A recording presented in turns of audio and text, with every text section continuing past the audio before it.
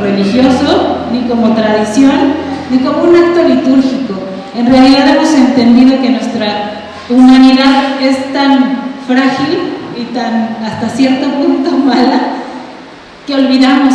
Tendemos a olvidar muy pronto detalles y acontecimientos importantes y cuestiones relevantes. Y estos días nos van a ayudar, y yo te invito a que estos días los tomes como un momento de reflexión, a que no solamente lo veamos como el miércoles de tal, el jueves de tal, el viernes de tal, sino que realmente puedas abrir tu corazón y que lo que Dios quiere hablar a nosotros en estos días se quede como una verdad muy anclada en nuestro corazón. ¿Para qué? Para que la podamos vivir. Dicho lo anterior, el día de hoy vamos a hablar de un tema bastante interesante, y este es el ungimiento de Jesús. Hay dos momentos, muchos teólogos, y tal vez aquí el pastor me podría corregir, en los evangelios, se marcan, en los 4 evangelios nos hablan de este ungimiento de Jesús. Muchos teólogos hablan que fueron 2 momentos, o que son 2 momentos, algunos dicen que son 3. Hoy nos vamos a centrar en dos momentos principales, aquellos que están descritos en la Biblia, en Lucas 7 y en Mateo 26. Pero antes de leerlos y antes de entrar de lleno a este tema, me gustaría que habláramos un poco acerca del contexto. Una de las muchas cosas que me encantan de mi esposo es que me ha enseñado que cuando tú quieres comprender una situación, lo más importante será revisar todo el contexto, porque no puedes ver solamente una porción en específico, sin entender completamente la situación y el contexto. Para esto vamos a recordar que en los tiempos de Jesús, la cultura y la sociedad no eran ni por asomo como lo son hoy en día, eran bastante diferentes. En este sentido, vamos a recordar que en el Antiguo Testamento se hablaba acerca de la unción. La unción era un acto en donde se ponía aceite, un aceite especial, sobre la cabeza de las personas que iban a ser nombrados reyes o sacerdotes, pero también se ungían algunos elementos, sobre todo en el tabernáculo. Estos momentos de unción eran una preparación para el servicio, comenzar el servicio a Dios. Eso era una cuestión en cuanto al aceite y la unción. Ahorita vamos a ver por qué te estoy comentando todo esto. También en la época, y no solamente en la cultura de los judíos o de Israel, sino en todas las culturas de la época de Jesús, los griegos, los romanos, hay que entender el papel de la mujer, y el papel de la mujer en estas culturas simplemente no existía. La mujer para los griegos, y nosotros vemos a los griegos y lo estudiamos en la prepa o en la escuela, luego secular, y los vemos como grandes pensadores, ¿no? Y personas que trajeron muchas, aún se ocupan como muchas de las leyes, ¿no? Y de los pensamientos que se usaron en esa época. Pero los griegos, imagínense cómo estaban como cultura, que consideraban a la mujer igual que un perro, así literal. Y yo sé que hasta a ti y a mí nos remueve bastante el pensar en cómo en esa cultura la mujer no valía nada, ni para los griegos ni para los judíos, ¿no? La mujer solamente estaba o cumplía la función de tener hijos, no era digna de ser validada, de ser enseñada, estaba en la educación mínima o solamente la educación necesaria para criar hijos y hacer de comer, ¿no? Bueno, que es bastante, pero en realidad no se le veía a la par como a un hombre. Y te voy a dar un adelanto antes de que te enojes con estos conceptos y esta cuestión de la vida en esos momentos. Y es que Jesús nos vino a dignificar, vino a volver a poner a la mujer en el papel del plan original, nos vino a dar un lugar, una misión y una visión de vida. Jesús, y aquí me estoy adelantando un poquito, vino a traer una contracultura al momento de su época. ¿Por qué? Porque lo normal era que la mujer no tuviera voz ni voto. Además, como ya nos lo han explicado mucho y ya lo conocemos un poquito, para cumplir las leyes, los fariseos habían implementado una serie de ritos o de tradiciones para el cumplimiento de estas. Los fariseos estaban su mayor labor era que el pueblo cumpliera las leyes, y para que esto lo hicieran le sumaban algunos otros ritos. En este sentido, cuando alguien era invitado a una casa, ¿no? Si yo te hacía una invitación a mi casa, tenía que cumplir como mínimo, había más requisitos, pero tenía que cumplir como mínimo 3 ritos o tradiciones. Uno de ellos era ofrecerte agua. ¿Para qué? Para que lavaras tus pies. ¿Por qué? Porque recordemos que estaban en el Medio Oriente, ¿no? La vida no era como lo es hoy en día. Entonces usaban sandalias, ¿no? Y sus pies constantemente estaban sucios de las heces de los animales, de la tierra, del polvo, ¿no? Entonces cuando tú llegabas a casa de alguien, generalmente te daban agua para lavar los pies. Dependiendo del rango social que tuvieras, si eran del mismo rango, entonces mandaba el dueño de la casa a un sirviente que te diera agua o que te lavara los pies. Pero si tu rango era mayor, entonces el mismo dueño era quien te lavaba los pies. Esa era una de las tradiciones. Otra de las tradiciones era que si yo te invitaba a mi casa, tenía que saludarte con un beso, ¿no? Eso a los mexicanos, sobre todo hombres, les hace mucho ruido porque entre hombres no se saludan a menos que sea su papá, ¿verdad? Entonces, pero en esa época no importaba, ¿no? Si eran del mismo estrato social, entonces se daban un beso en la mejilla. Pero si uno era más importante que el otro, el que tenía menor rango le besaba la mano. Y entonces esto se tenía que cumplir como parte de las invitaciones. Otra de las tradiciones era que te daban aceite de oliva, ¿no? Si yo te invitaba y tú llegabas, pues imagínense la temperatura, ¿no? Si ahorita nosotros estamos muriendo de calor y sudando, ¿qué hiciste antes de venir? Muy probablemente te pusiste desodorante. Pero para esa época no existía, no había desodorante. Entonces, como parte de las tradiciones, es que cuando tú llegabas a una casa te ofrecían un poco de aceite, como para que olieras un poquito mejor, ¿no? Entonces, dicho lo anterior, y teniendo esto en mente, vamos a leer juntos, y en pantallas va a estar los versículos en la versión de la traducción al lenguaje actual. Te lo voy a parafrasear un poquito. Lucas 7 del 36 al 50. El título de este capítulo es Simón el fariseo. Y dice el versículo 36. Un fariseo llamado Simón, ¿lo están viendo en pantalla? Si es que no tengo referencia. ¿Qué dice ahí? Invitó. Muchas veces Jesús se invitaba solo, ¿verdad? Le decía, voy a comer en tu casa, ¿no? Y llegaba. Pero esta vez Simón invitó a Jesús. Y Jesús aceptó. Y se sentó a la mesa. Hasta aquí, si lo leemos así de corrido, como tal vez a mí me pasó muchas veces, hasta antes de meditar un poquito más en estos versículos, todo va bien, ¿no? Pero el versículo 37 dice, una mujer de mala fama que vivía en aquel pueblo supo que Jesús estaba comiendo en casa de Simón. ¿Por qué supo? Porque generalmente estas invitaciones eran públicas. ¿Qué quiere decir? Que si entre maestros, y para este momento en el que Lucas nos está narrando este acontecimiento, Jesús era conocido. La Biblia dice que era conocido en Tiro y en Sidón. No era solamente un maestro, o no era el carpintero que había salido de Belén, ya era un conocido, un maestro reconocido, ya había hablado con multitudes, ya había hecho muchos milagros, ya era conocido, ¿sale? Entonces, estas invitaciones eran públicas. ¿Qué quiere decir? Que la gente podía pasar al patio, ¿no? Qué raro, ¿no? En esa época nosotros no nos imaginamos invitando a alguien y que si el vecino se entera, bueno, no, sí pasa, ¿verdad?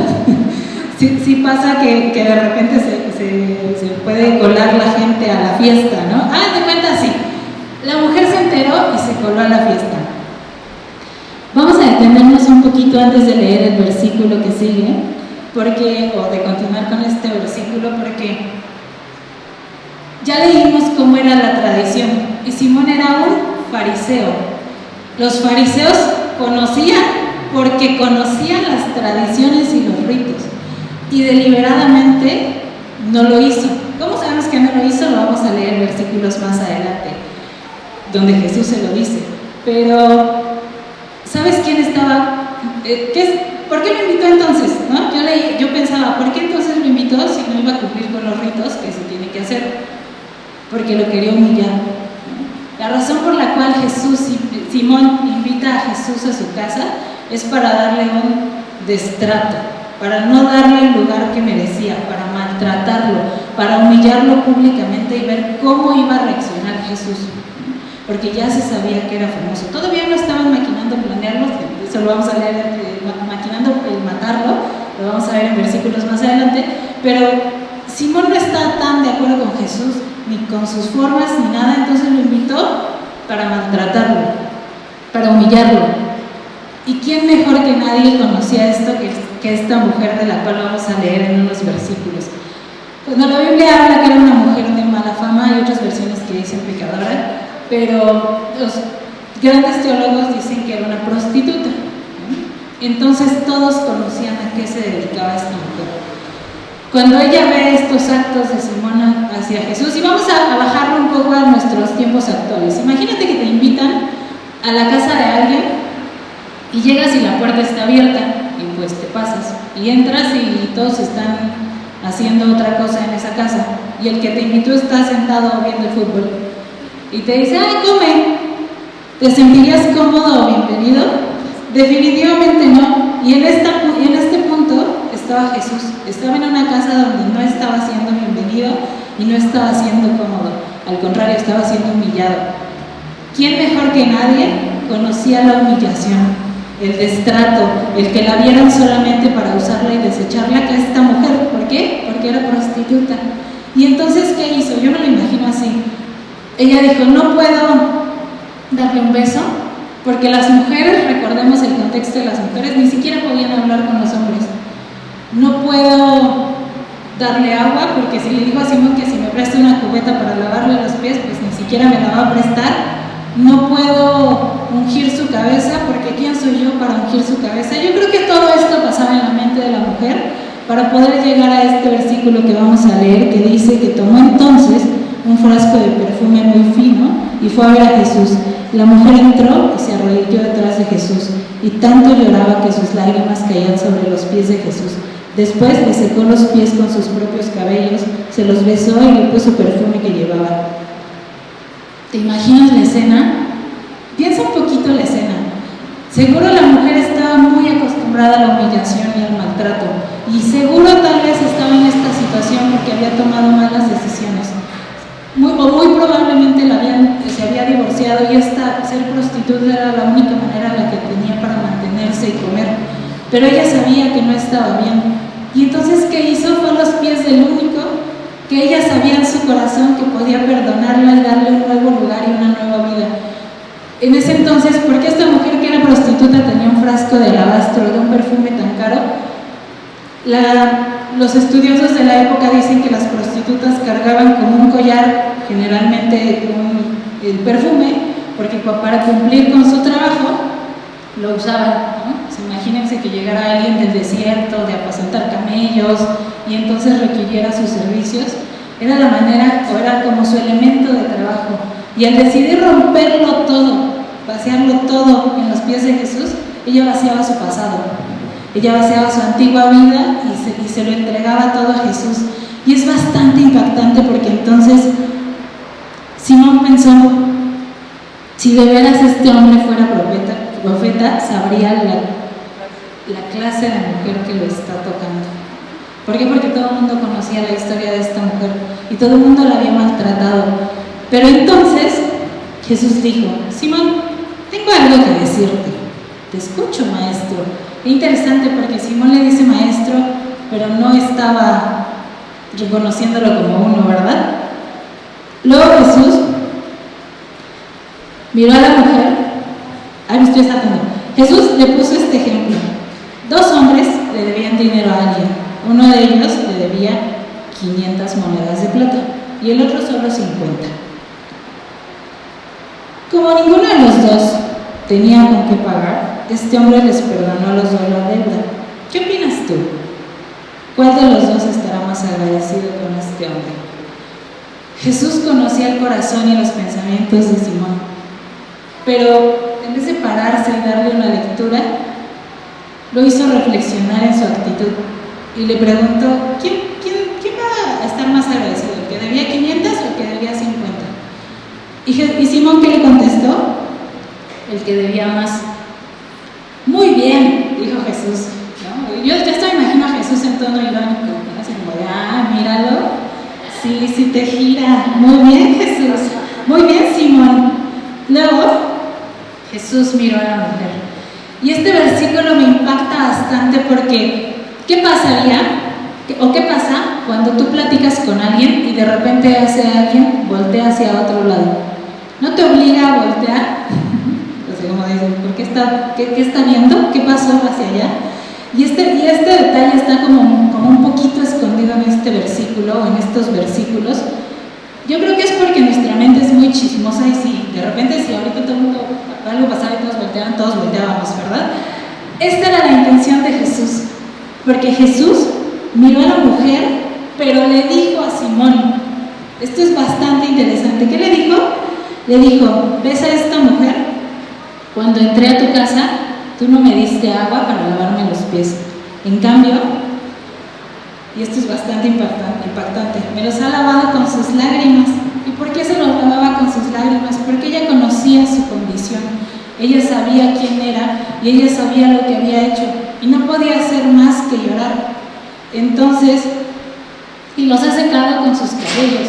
Y esto era todavía más impactante y más contracultural para esta época porque para los judíos las mujeres no debían demostrar su cabello en público ni desamarrarlo, lo tenían que tener atado, ¿no? El hecho de desamarrarlo era un hecho de sensualidad, ¿no? Entonces no debían de hacerlo, pero esta mujer no tenía con qué secar sus lágrimas y usó su cabello.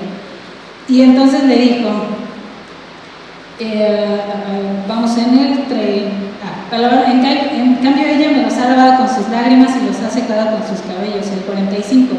Tú no me saludaste con un beso. Ella, en cambio, desde que llegué a tu casa no ha dejado de besarme los pies. Tú no me pusiste aceite sobre la cabeza. Ella, en cambio, me ha perfumado los pies. Me ama mucho porque sabe que sus pecados son muchos. Porque sabe que sus muchos pecados ya están perdonados. En cambio, al que se le perdonan pocos pecados, ama poco. Qué impactante porque todo esto se lo decía Simón mientras la veía.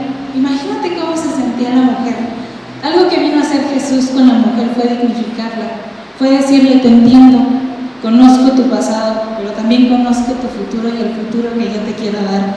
Y entonces después, ahora sí, Jesús no la había dejado de ver, le dijo a la mujer, tus pecados están perdonados. Los otros invitados comenzaron a preguntarse, ¿cómo se atreve a perdonar pecados? Pero Jesús le dijo a la mujer, tú confías en mí y por eso te has salvado. Vete tranquila.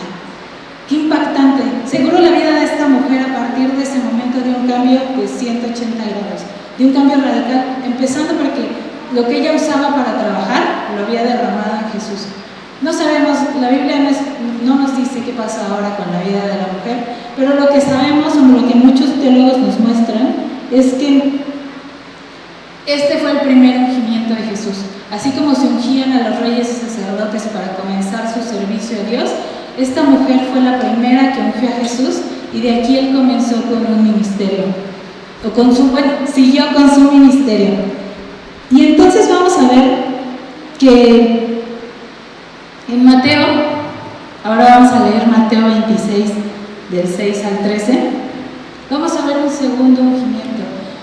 Muchas veces, y si no leemos con atención los evangelios, podríamos confundirnos o pensar que son las mismas historias, pero esto ocurre unos días después de la Pascua. Jesús hace su entrada a Jerusalén en lo que se conoce como Domingo de Ramos y va a estar ahí.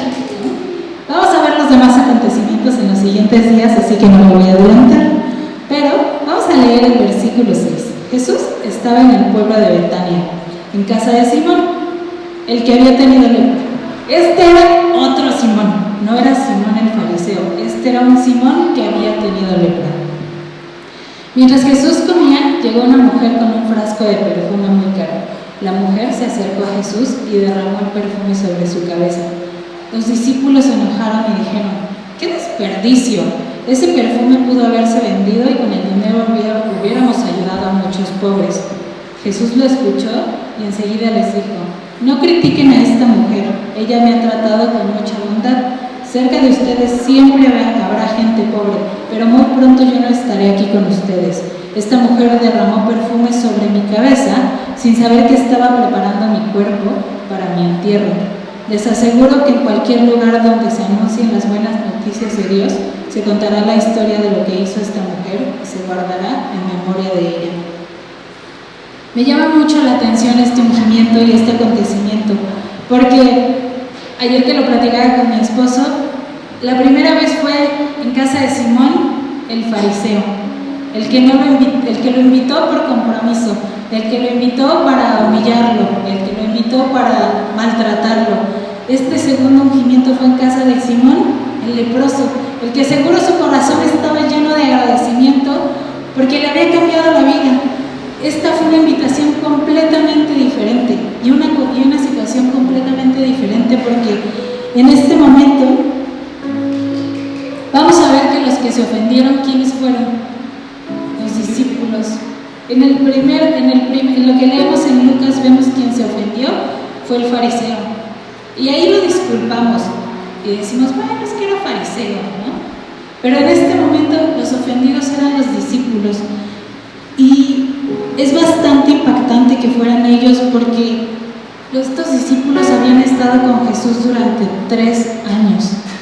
Me impacta muchísimo porque los discípulos habían visto la multiplicación de comida, la sanidad de enfermos. Muy probablemente habían estado cuando Jesús había sanado a este Simón de la lepra, habían visto resucitar a Lázaro, habían visto a Jesús callar tormentas, habían visto a Jesús de una manera cercana y personal realizar todo lo que a ti y a mí nos impacta cuando lo leemos, pero se ofendieron cuando una mujer, y es muy probable que su ofensa o que su dicho, ahorita vamos a hablar de eso, esté un poquito disfrazado, pero muy probablemente se ofendieron porque Jesús se dejaba tocar por mujeres, porque los hombres no tenían permitido que las mujeres los tocaran, y Jesús hablaba con mujeres y los hombres no tenían permitido hablar con mujeres.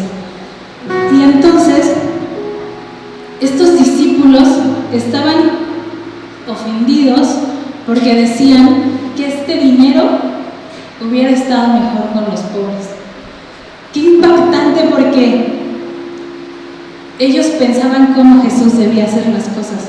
¿Te das cuenta cómo era su pensamiento? Aún a pesar de estar cerca de Él y de haber visto lo que habían visto, seguían sin entender lo que amaba Jesús y a quién amaba. Y no me quiero adelantar, pero no lo van a entender hasta después de que Jesús resucite. No lo van a ver hasta después, mucho después. Pero en este momento, ellos están pensando que los pobres podría ser un buen acto o un buen fin, ¿no?, para este perfume tan costoso. Los estudiosos dicen que este tipo de perfumes era muy caro, porque para producir una cantidad pequeña se necesitaban 100 kilos de nardo, y los nardos son flores, y en ese entonces estas flores, no creo que ahorita ya se consiguen en más lugares, pero crecían en las montañas, y era muy difícil. Imagínense juntar 100 kilos de flor, ¿no? Por eso era muy costoso. Se dice que costaba en ese entonces 300 denarios, era muchísimo dinero, era lo que le pagaban a un obrero un año, era como un día, o sea, un denario era como un día de trabajo, ¿no? Un año de trabajo era lo que costaba esto, y los discípulos decían que esto se podía haber ocupado para los pobres, pero en realidad este era un engaño del corazón, desde la comodidad de cómo entendían que habían de manejarse las cosas. Y a veces tú y yo somos muy prontos para juzgar a Simón el fariseo o a los discípulos, pero ¿cuántas veces tú y yo no hemos pensado que lo que debería de hacer Jesús es darle una lectura de moralidad a la gente? ¿Cuántas veces no hemos pensado, sí, que venga a la iglesia, pero primero que cambie? O sí, primero que conozca a Jesús, pero primero que rectifique su vida. ¿Y cuándo vemos que Jesús hace eso? Vemos que sin duda la vida de las personas cambia, pero cambia porque tuvieron un encuentro genuino y cercano con aquel que les dio todo y nos puede dar todo. Y esto es bastante interesante porque estos discípulos no se habían percatado cuál era el camino que Jesús les estaba trazando. Ninguno de ellos lo pudo ver, pero ¿sabes quién sí lo vio? La mujer. ¿Por qué rompió o por qué decidió derramar este aceite, ¿no?, este perfume tan dejaron en la cabeza de Jesús, porque derramó lo más valioso que tenía, derramó su vida. Imagínense, derramó el salario de un año sobre la cabeza de Jesús, porque ella sí lo entendió. Ella entendió la razón por la cual Jesús estaba en este mundo, y ahorita vamos a platicar un poquito más de eso. Pero, ¿cómo reflexionamos en esto? Con una pregunta bien sencilla. Nosotros que decimos que hemos conocido a Jesús, ¿realmente hemos comprendido el camino de seguirlo? Decía un predicador que la gracia es gratis, pero no es barata. Costó un precio altísimo. El precio de la gracia fue tan alto que si comprendiéramos lo que costó, no pensaríamos que si le damos a la gente libertad va a pecar. O ni siquiera pensaríamos deliberadamente en hacer actos que sabemos que van a doler el corazón de Dios. Y estos días, créeme que te van a ayudar a reflexionar en cuán cara fue la gracia y cuánto fue ese precio. Esta mujer, sin lugar a dudas, comprendió quién era Jesús y derramó el perfume sobre su cabeza de tal manera que Jesús cayó en la ignorancia y las mentiras del grupo de personas que decían cómo había de manejarse ese dinero, diciendo que donde quiera que se compartiera el evangelio seguiría siendo contado lo que hizo esta mujer. ¿Qué le dijo Jesús a sus discípulos? Que no la molestaran. Hay otras versiones que dice que los calló, que casi les dijo no hablen, ¿no? Lo que ella hizo, lo que ella entendió, lo vamos a recordar, y ¿sabes hasta cuándo lo recordamos? Hasta el día de hoy. Esta mujer sin nombre nos muestra realmente una parte del corazón de Jesús, o gran parte del corazón de Jesús, y es que Él vino a buscar lo que se había perdido. Él vino a darle una nueva dirección a nuestra vida. Él vino a mostrarnos como ser humanos y genuinamente reales. Entonces, para cerrar, ¿conocemos el camino de seguir a Jesús? Muchos de nosotros, por eso les digo, no vayamos a juzgar rápidamente a los discípulos. Los discípulos llevaban 3 años con Jesús. ¿Cuánto podríamos decir nosotros que llevamos de cristianos? Tal vez algunos unos días, esta es tu primera vez, algunos unos meses, unos años, pero ¿realmente conoces el camino de seguir a Jesús? De amar lo que Jesús ama, de buscar lo que Jesús busca. ¿Sabes? En este tiempo Jesús nos está invitando a llevar una vida siguiéndolo, amando a lo que nadie ama, buscando y yendo por el que está allá afuera, que jamás se podría encontrar con Él. Y entonces, muchas veces nosotros llenamos nuestra mente de ideas, como los discípulos, pensando cómo deberían hacerse las cosas en la iglesia, cómo deberían hacerse las cosas en el cristianismo, cómo deberían hacerse las cosas en la vida, cuando la realidad lo que tendríamos que hacer es vivir una vida mostrando lo que hizo Jesús en nuestra vida. Y me voy a recordar una historia que está también en los evangelios, que me impactó mucho porque la leí esta mañana justamente. Ya no me dio tiempo a anotarla, pero es la historia el título que tenía era El ungido menos pensado, ¿no? Y entonces, esta historia muestra, ¿se acuerdan de la historia donde hay un hombre que es atormentado por demonios y entonces va Jesús y reprende a estos demonios y los envía a unos cerdos? Bueno, los demonios le dicen, no saques, ¿no? Échanos a los cerdos, y los cerdos pues se suicidan, ¿no? Se van por el barranco. Y entonces este hombre quería seguir a Jesús y Jesús le dijo, lo comisionó. ¿Cómo lo comisionó? Le dijo, no me sigas, quédate en tu casa y cuéntales a todos lo que has vivido. Y esa es una de las comisiones que Jesús nos da a ti y a mí. No nos manda a las naciones tal vez, pero nos manda que le contemos a todos cómo Jesús ha cambiado nuestra vida, cómo nuestra vida es diferente, porque día a día podemos preguntarle a Él directamente hacia dónde vamos, si lo estamos haciendo bien y cómo lo hacemos. Hoy nos toca entender y cruzar el camino de derramar todo lo que somos para servirle y comprender quién es Él. La única manera en cómo podemos llegar a comprender quién es Jesús es a través de su palabra y meditando quién es, preguntándole a Él directamente quién es. Y créeme que, como dice su palabra, el que busque sabiduría y se la pida, se la va a dar. Me gustaría cerrar, porque este mensaje no es muy largo, contándote algo que aprendí hace poquito, que es como una de estas técnicas de crianza para los niños, para que ellos fomenten un amor propio y autoestima saludable. Esta técnica dice que lo que tienes que hacer es preguntarle a tus hijos, en cualquier momento, no tiene que ser una cosa muy especial o preparada, es preguntarles, ¿sabes cuánto te amo o cuánto te quiero cuando te portas bien? La primera vez que lo hice con mis hijos, ellos como niños, les dije, pon la medición con tus manos, ¿no? Entonces les decía, ¿sabes cuánto te amo cuando te portas bien? Y los niños extendían sus brazos. Y entonces la siguiente pregunta es, después decirle, ¿sabes cuánto te amo cuando te portas mal? Obviamente el pensamiento de un niño es cerrar los brazos. Entonces la técnica te dice que le digas, no, cuando te portas mal, yo te sigo así de mucho. Y estas preguntas a mí me impactaban y hacían llorar un poco en mi corazón, porque le puedes poner lo que quieras, ¿no? ¿Sabes cuánto te amo cuando haces la tarea? Así de mucho. ¿Sabes cuánto te amo cuando me desobedeces? Así de mucho. Siempre es la misma medida, así de mucho.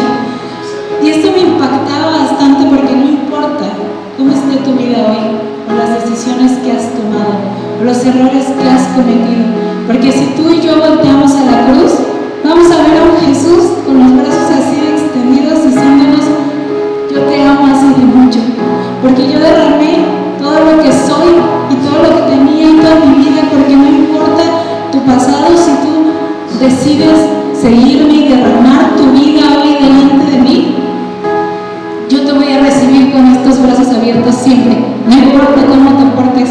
Así como